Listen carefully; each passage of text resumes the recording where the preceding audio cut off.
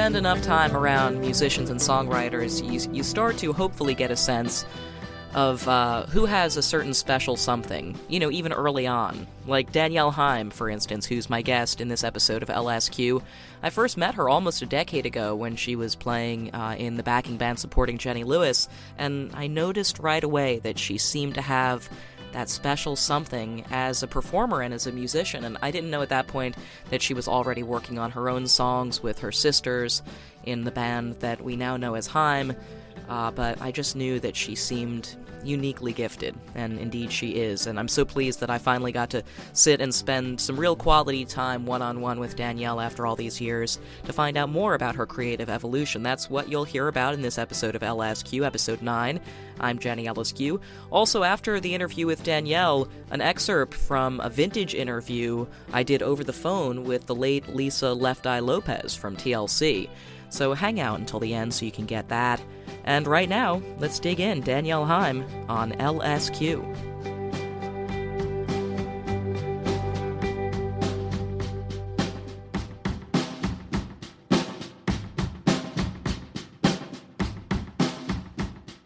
Welcome to the LSQ podcast. I'm so excited to be here. We're doing this. Of course. Before we even turned the microphones on, we already were starting to talk about something that I'm intrigued to talk to you about in this context. Because you and I first met when you were doing the thing of playing in other people's bands. Yes. I guess in Jenny Lewis's band initially. Yes. Which would have been like 2008 or 9? Could it be that long ago? Wow. 2009, yeah. That's a crazy long time ago. I know. And so, and then I started to hear from various people, oh, Danielle, she has this band that's really, really good. But at that point, you had already been playing shows, for a while. Yeah. With your sisters. Yeah. When did Haim start to feel like a thing that would stand on its own, that you would begin to be able to kind of cancel some of the other gigs? I think it was a point, after I toured with Julian Casablancas for about I think a year and a half to 2 years, which was right after I toured with Jenny, I started to feel like, well, first of all, I'd never played music outside of LA. Haim, as we'd been playing since 2007, but just at the local venues, playing for all of our friends' bands. So going on tour was a huge learning lesson in knowing oh wow, people in different going to the UK and playing with Julian, he was it was Beatlemania. It was people were freaking out, and I was oh my God. Me being from LA, I'd been to a couple of crazy shows, but nothing to that extent. Seeing all these people freak out about live music was oh my God, where am I? And that happened a lot. And I think just the act of being able to tour with other people and seeing what, what's out there, or even just having a tour manager. I was what is this job? And what is, they have a manager. How old were you then? When I started touring with Jenny, I was 19. Right. And then when I started touring with Julian, I think I was 20. And did you I'm guessing you just kind of knew Jenny from other music people around LA? Well, I ended up touring with Jenny because I was in Michael Renyon's band, opening up for Jenny. Oh, okay.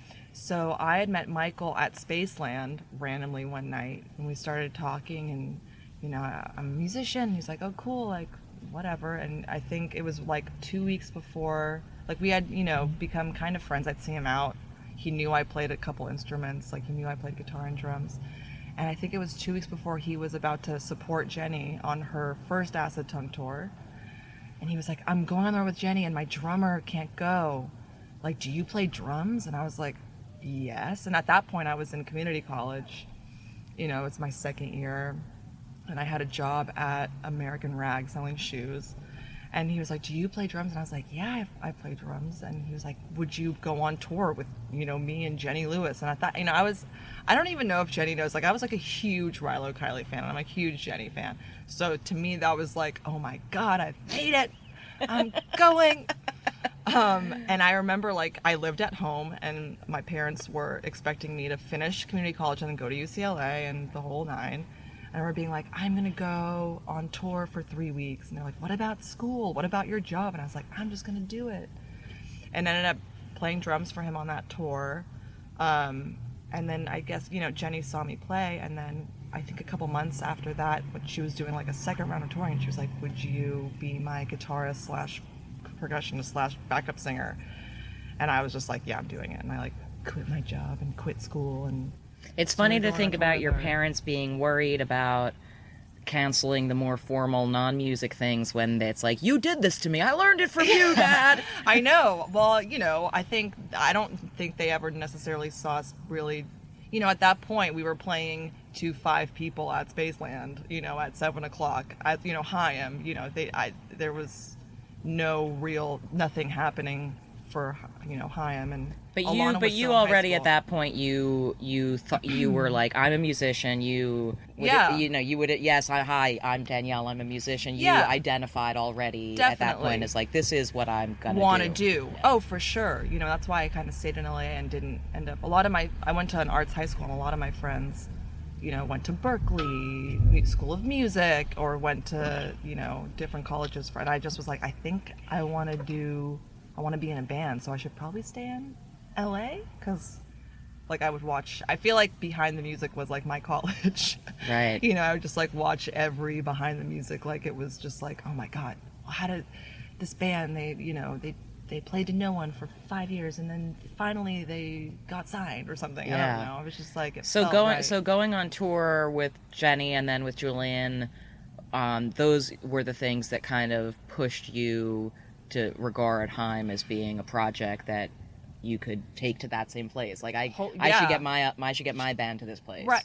And like honestly, Julian, like he invited us to open for him on like the last round of touring. So Haim's first tour was opening for Julian Casablancas around America, which was also like, he had heard like a couple things that we did, but he was like, would you want to just, do double duty, like play, open up for us and then play with me? And I was like, sure. It was like our first tour.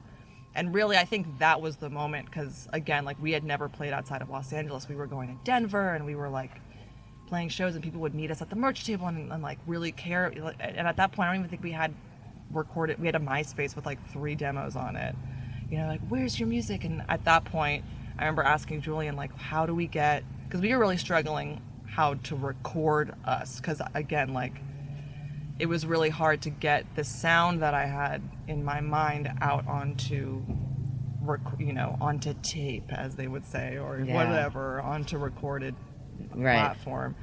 And we would talk a lot. I would just try to pick his brain, like, how did you get that sound on? Is this it? Or like, and he was like, honestly, because whenever I thought of the Strokes recording as this, that I always thought like they were all in one room and they were just like banging it out and they did it so quickly. But I remember him telling me like it was, used room mics for the drums to make them sound trashier, and just like little tidbits like that, and how intricate the recording of that process was, even though it sounded so effortless. I remember being like, okay. Yeah. It's crazy. And so when did you just decide, like, I'm not gonna look for or accept any more offers to go on tour with other people, I'm just gonna focus on Haim? There was a point when, I forget, I think it was actually CeeLo, because in that same time there was an audition to be in CeeLo's band. Wow. Because he wanted an all-girl band. And I had never been through the audition process, because everything happened so organically. I was so lucky that like Jenny saw me play with her friend, and then Julian actually saw me play with Jenny, and they had the same manager at the time. So he was like, would you come on tour with me? So everything was very organic. And there was like something online, like audition for CeeLo's band. And I was like, cool, I'm not doing anything right now. Sure, like I need the money. And I did it, and it was an experience that I was like, I don't know if this can be my thing. Like, I don't know if I'm going to like, this is weird. Like, just be like the person who's available for whatever tour is happening, and like shapeshift your way into every band. And they were like, shred, and you're like, what? They're like, we want to see you shred. And I was like, okay, like here's a lick. Like, I don't, the whole thing felt weird. I ended up not getting it, but then the girl quit, and so they called me really last minute, and they were like, we're doing, I think it was Lena, like we're doing Leno. And I was like, okay, sure. And I ended up actually performing, it's like online. I'm playing guitar for CeeLo, and they wanted me then to go on tour. And I think at that moment I was like, this is a weird turning. Like, I don't think I can do this. Like, I really want to focus on trying to make Haim happen. And did you have a bunch of Haim songs already at that point? At that point, we were like in the process of writing new stuff, because that was actually something that Julian, he was like, said. He was like, you need to write, just keep writing. Like, because at that point I think we had songs. I mean, our song The Wire, we wrote in like 2008, so that kind of stuck around, but we started writing new stuff. And at that point I had gotten a new computer because I had some touring money, and I always talk about like GarageBand, how it kind of changed everything for us. But you know, at that point I was like, okay, I have this computer and I want to just start making demos, and I want to make it sound cool somehow. And because before that, you know, we would just go into like a studio that was going out of business in the Valley for like a day and save up all of our money and record like 5 songs in a day in a room, and it always just sounded horrible. And so GarageBand really helped me be like, okay, I'm gonna just track everything myself, like, you know, I'm gonna get the drums right, or like I'm gonna just like bang on some shit and make it sound like drums and distort it and pitch whatever, like make it sound cool, and then put, you know, delay on my vocals. Like, I never even knew what that was before. It was just like such a learning experience. For a year I just was like on GarageBand, like making. But do you feel like at that point you already did have a kind of an idea, a template of what it was supposed to sound like, and you were just trying to figure out how to make it sound like that? I definitely, like, you know, at that point I was like, I could never get drums to sound right live. I tried to figure out how to make, like, I just couldn't figure them out. So I was like, I'm just gonna use a drum machine, because obviously, like, we love Prince, and so I got, and also the drums in GarageBand were like fine. I could make them sound fine. So at that point I was like, okay, drum machine, check, you know, guitar, bass, and then everything else was kind of like real, and a lot of synths and stuff. And we just started layering stuff and trying to figure out our sound. And I think that year of kind of exploration after I was toured with Julian was like super helpful. You and I have obviously talked in previous situations like this about, you know, the childhood kind of being sort of foisted into this musical experience because your parents played music and that sort of thing. But when did you feel like, okay, this is not what a thing that mom and dad are encouraging anymore? Was it really very young that it just felt like, yeah, well, they like that we do that, they like that I'm doing this, but also I love this shit? I think it was like out of high school. I mean, the thing that was weird was like all my friends went away to college, and I think it was like the month that I graduated high school, we were like, we're gonna make Haim like a real thing, because again, all my friends were leaving to college, and I didn't even really apply. I was just like, I know I'm just gonna go to community college, like all my cousins, and then go to UCLA, and also save money that way. My parents were like, you know, whatever. But you were figuring that, like, my vocation is going to be playing music even if I do finish college. Yeah, that was always my dream. I mean, again, like, I never thought really it would happen, but that was my, you know, I'm going to try and make it happen. But I think it was, you know, after, like, I remember there was like one gig where all my friends it was our first Haim gig, and all of my friends were there from high school, and it was like sold out. It was like at this clown museum called the CIA in North Hollywood. Museum? It was a clown museum, yeah. It was so weird. And I remember, like, it was like a big, like, high school, like, all my friends from high school came, and it was our first show, and there was like so many people there, and being like, oh my god, this is really gonna happen. And then for the next year, just like playing again, like I said, like to no one. I remember like my parents being like, is this, like, we would play the most random venues in LA, and some of them were like literally like when it was just opening, like at 6:30 or something. I don't even remember, but it was just kind of, I mean, that's just normal shit. But you didn't, did you at that point already have friends who had bands that were doing those kinds of gigs? Well, that's the thing, I had zero friends because they all left. Right. So I like I didn't have anyone to be like, hey, come to my show. Like, all my friends moved to New York, of course. They all went to the New School or NYU, and like I was just in LA working at American Rag selling shoes, and like, I don't know, it was just like, at that point I was just like calling venues like, hey, you know, at that point it was like, hey, I have a band. And they're like, cool, what's your MySpace numbers? You know, at that point. It's like, how many plays do you get on MySpace? And we're like, fuck, we don't even have shit on I don't even have anything recorded, you know? It's so funny to think about that. Like, I feel like it's the same as now as like if someone was like, how many Instagram followers do you have? Like back then it was like, how many MySpace friend, quote unquote friends or plays, or are you top 8 on any local bands? I don't even know. Your parents obviously played music and as their hobby when you were from the time you were born, pretty much, right? Yeah. And had they ever regarded it as something that they would, you know, before they had kids, like do music as a career? Would it ever seem like a realistic option to them? No, my parents like never. My mom like would play at like her. I mean, my love of Joni Mitchell comes from my mom. She was obsessed with Joni and Joan Baez and all the kind of stuff. All the Jones. But she would play at coffee houses. You know, she was a teacher actually when she moved here for the first time, but like would play somewhere in the valley. I don't even know what it was called, but she got scouted for the Gong Show. That was like her big. We literally, growing up, we had like a shrine to the gong. Like I think that's as far as my mom thought. That was like the highlight of, you know. What did she play on the Gong Show? She played Bonnie Raitt. She's like a huge Bonnie Raitt fan, and she actually recorded. She had like she taped some late, like she heard on the radio. It was called the Blender Blues. It was like a B-side that Bonnie had, and she told me like she recorded her off the radio and then like learned it. And it was just like a blues progression, but the whole thing is like, let me be a blender, baby. You know I could whip, chop, and puree. Like the whole thing, like I could be your blender. You gotta love a song length metaphor, right? But that's how, so I think that was the extent of her. But honestly, like that's how my parents kind of bonded the first time. Like they met the famous story is they went out to sushi on like a blind date, and my dad was using the chopsticks to like kind of like play drums on all the glassware, and my mom was like, oh, you play drums? And my dad was like, yeah, I do. My dad was like kind of a hot shot. He's like, yeah, I play drums. She's like, well, I play guitar. And he was like, oh, really? You do? And they kind of bonded on that, like on their first date. So, but again, never. But they didn't have friends who like became professional musicians or anything.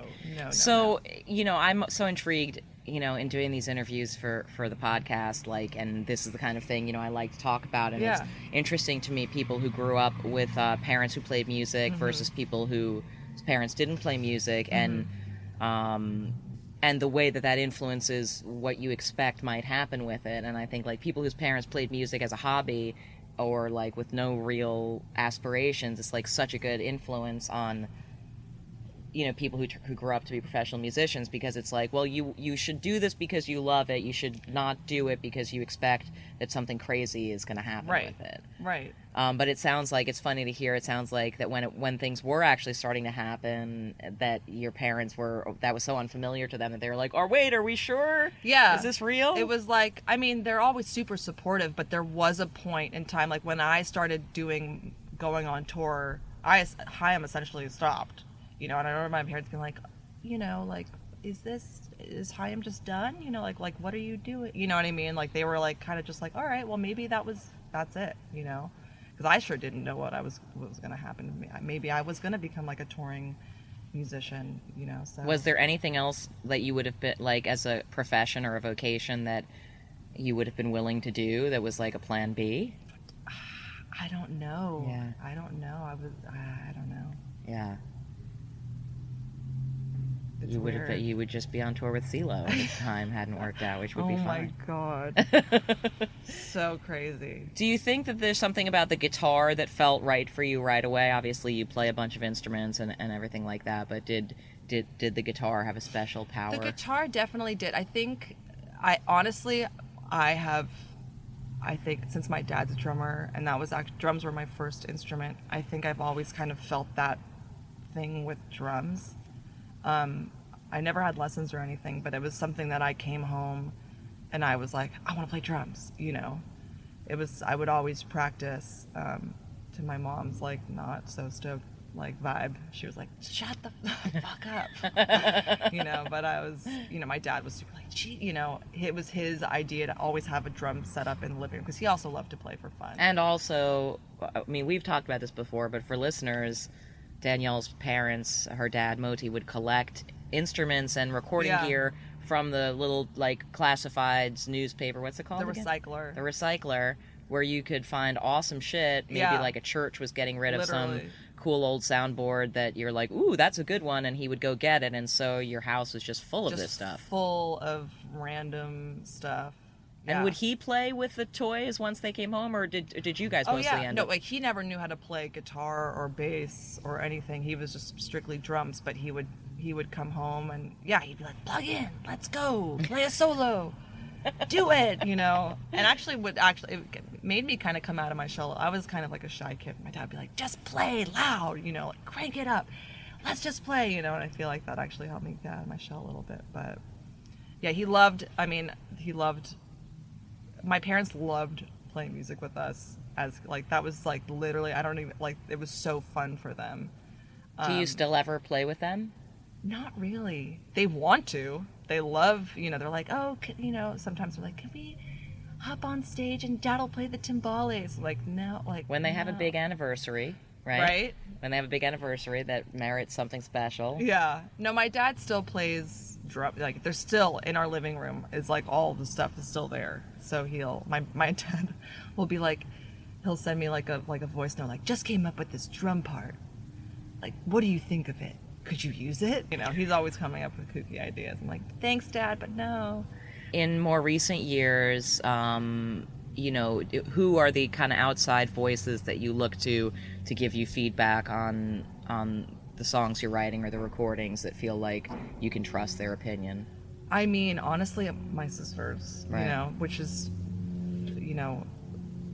amazing to have that instant feedback, and they know where I'm coming from, and they're honest, and that's just, I always talk about how, I feel so lucky that that it's gonna sound corny, but that we have each other, because this business is crazy. But yeah, I mean, Ariel too, has been, it's an amazing, it's also like great to know, like when you ask someone what they think, to feel safe and knowing that that their feedback is like, I don't know, like just the trust they is know there. Right, what the evolution is, where you're coming from, and have all the constant. I mean, it's great to also just give, to play a song for someone who has zero and like zero idea of the background, and just like, what do you think of this? But I think every artist is kind of like, obviously very emotional, but again, in the realm of things I'm almost ashamed to ask about, but I'm going to anyway. Okay. I am curious if in the months since all of the post sort of hashtag Me Too world that we live in now, whether a band that's comprised of three sisters, whether you've noticed any positive improvements in, or at least attempts at, do you feel like people are trying harder at all to figure out what they may have done wrong before and correct for that? I mean, shit, we haven't, I'm sure if we were like out and touring when all this, we've just kind of been home writing, so I haven't personally seen like an improvement necessarily, but I'm excited at the idea that it could be better. I mean, again, like I said earlier, even though it might sound corny, like, very lucky that I have my two sisters with me. I feel like people were kind of like a wolf pack, and people maybe I don't know. He is sketchy, yeah. Maybe. I mean, we've had our fair share for sure. Do you think that, I mean, it's been interesting that musicians haven't talked as much about their experiences in this realm as some other people have, people in other sectors. But I am so curious whether female musicians and artists still in 2018 feel like they're condescended to as a result. All the time. About musical chops and that kind of shit. All the time. I mean, that is something that, again, why I feel so lucky to have my sisters, because I've been in other bands. I mean, not the touring side of things, like, when I was on tour with Jenny and Julian, it all felt very like a family. They almost protected me. I was so young too. Like, I feel so grateful that I never had anything go on like that. But as far as like, I don't even know, like in middle school, going to jam with my friends, it was always like, oh, she's a girl. No, I mean, and then thinking about playing at Silver Lake Lounge and Spaceland, sometimes you'd get the occasional monitor engineer who wouldn't even show up to our gig, you know, like they'd see us in soundcheck and be like, and then we'd like be playing and be like, oh, I can't hear my voice. Oh, there's no one there. Yeah. You know, and yeah, I mean, I think sometimes when we walk into studios, we don't really see a lot of women, and a lot of the engineers just won't even take you seriously. I mean, it's interesting. And there always seems on to be the suggestion that if you're a female artist who's singing songs, that you couldn't have possibly written those songs. Do you know what I mean? Yeah. Like the idea that like a female pop singer in particular, you know, maybe they get credit for writing the song, but surely they didn't actually write it. Surely there must be other people. We've got, I mean, you know, we wrote a lot of this last record with Ariel, and that was like, you know, oh, did Ariel write, like, what did you guys really do? Like, I know Ariel's a genius. I mean, obviously he is a genius, but you get those questions like, you know, what do you guys like, so how, like, what you, like, he comes up with it, you guys sing it, you know, and it's like, wait, what? Like, the fact that there is just a male in the writing credits is like, oh, okay, he did it. He really did it. You know, you're like, wait, what? This is crazy. You know? I know. I mean, honestly, those questions it seemed just like a normal thing. Now that, you know, I feel like I've kind of like assessed everything and been like, wait, no, what the fuck? You know? I mean, I would hope that it's, you know, I've never been on the other side of the microphone, so to speak, where I'm having to answer those kinds of questions, but I guess I would hope that artists feel more comfortable verbalizing, like, do you hear what you're asking, what you're suggesting? Right. Do you know what I mean? You're suggesting that, you know, would you be suggesting that if I were a dude, that Totally. I must not have written these songs or not really written them, like, you know. Oh, literally the other day in the studio, we were talking, we were like, well, there needs to be, we were like in like a nice studio in Hollywood, and I think we were talking to one of the engineers, and we were like, God, like, there should be more women. Like, we had maybe just said something. He was like, there are women. Like, my friend Mary is like an amazing engineer. I was like, okay, but you can agree that there's not enough, you know. And he just was like, there are like, you know. And I was like, okay, I can't. At that point, it's like, where do you go from there? Yeah. I don't even know, bro. Like, Oh boy. you know. Yeah. It's like, Yeah. The sophomore Haim album has been out for several months now, and as douchey a question as it might be, do you already have new songs? Do new songs already start coming to you? We do. It's like we've been definitely more conscious of trying to write more, because after the whirlwind of the Days Are Gone tour, and we toured, I think, for like basically 3 years, and, you know, I never really wrote on tour when I was touring with other people, and like the idea of writing on tour, there was just so much going on. So when we came back, we talked about this, like when we came back after tour, we're like, okay, we have to write a whole batch of new songs, and it was like, you know, It's a lot. it was a lot. Yeah, so, starting from scratch. So definitely trying to figure out how to make it not easier, but have like a place on the road, whether it be like another dressing room, I don't know, just something where it's like feels like a safe place to create is definitely a priority. Yeah, so now. you've had some stuff begin to come together. Yeah, and like we're going on our tour now, but the last couple months we've been in the studio actually writing. So maybe expect some new stuff soon. Are you excited about how it's sounding? Yeah. It's really exciting. Are you likely to play any beginnings of anything on this tour? I don't know. Maybe. I don't know. Maybe. Maybe. Very sneaky, sis. Yeah, I know. And what else have you got coming up, you know, this year besides Haim touring? Is it gonna be? Are you gonna spend most of the rest of the year doing more dates, or you have other? I know you occasionally pop in and sing on other stuff and have other projects. And I might be staying on some other stuff actually. But too soon to talk about that stuff. Huh? We can't talk about that stuff. Yeah, we can't talk about that stuff yet.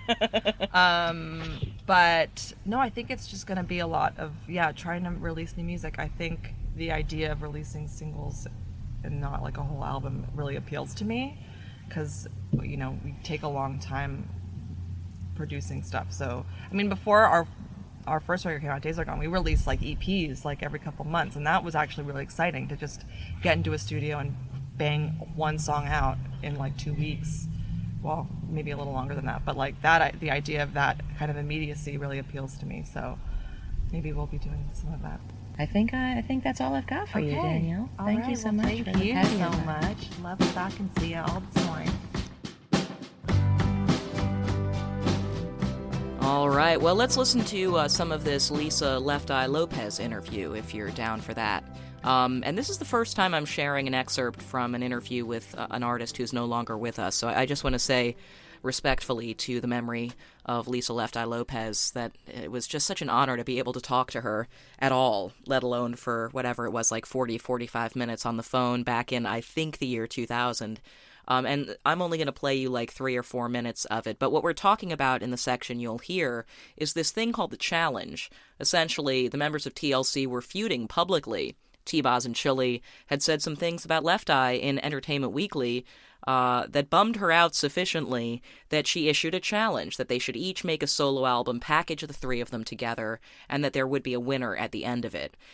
They did actually do something like that. They had a 3-disc set called 3D, but it wasn't really a challenge the way that I think Left Eye had imagined, and it didn't come out until after, sadly. As you probably know, Left Eye passed away in a tragic car accident when she was only 30 years old in spring of 2002.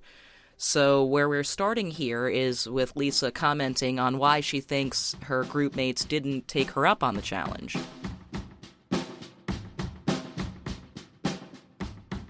Because the reason they told me they turned down the challenge was because they weren't interested in doing solo projects.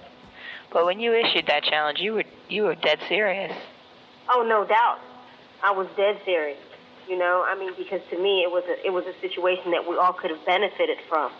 A 3 CD set sells for $30, and I think for marketing and publicity reasons, we could have really hyped that project up. And I think everybody would have ran out and bought it. Totally. Outside of any personal issues, there were business advantages that we could have taken, But did you think when you issued that challenge, did you think they'd say, yeah, sure, we'll do it? Well, I don't know. You didn't know? I figured that if they took it personal, no, they would not do the challenge. But if they stepped outside of themselves for a second and looked at, the terms and our contract and, all of that stuff, then, I thought maybe they would have considered taking it, being that we had three albums left in our contract.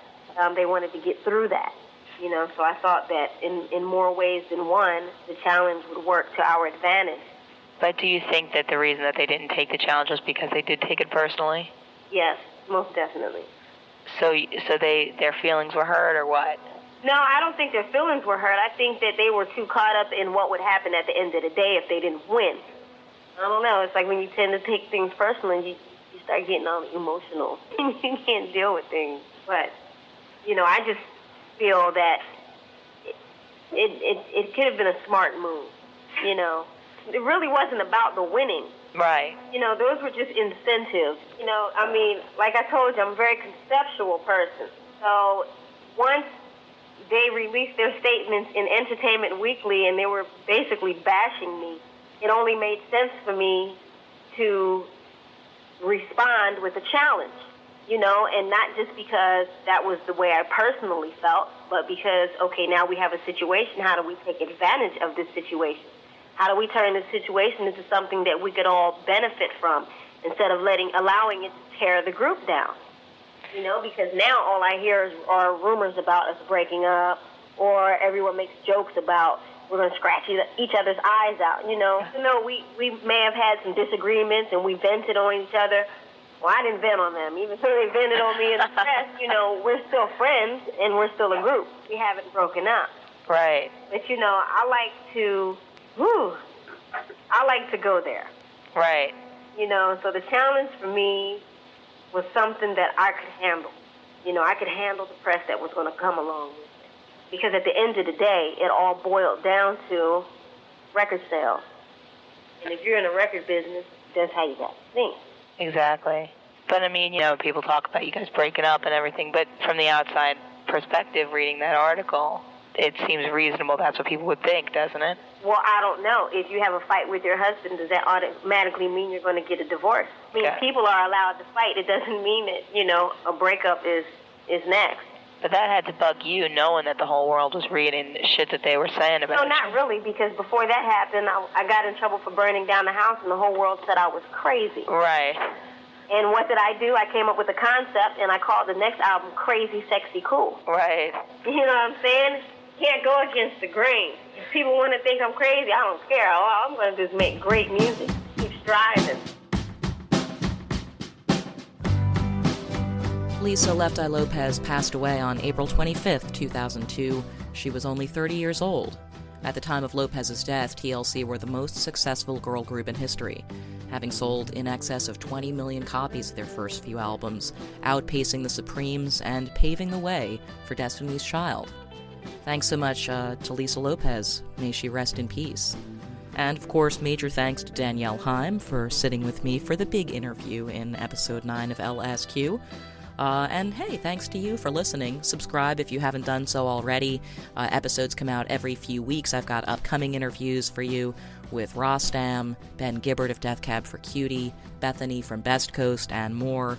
And hey, if you like it, leave a rating or a review. You can always reach me with feedback or questions on Twitter @JennyLSQ.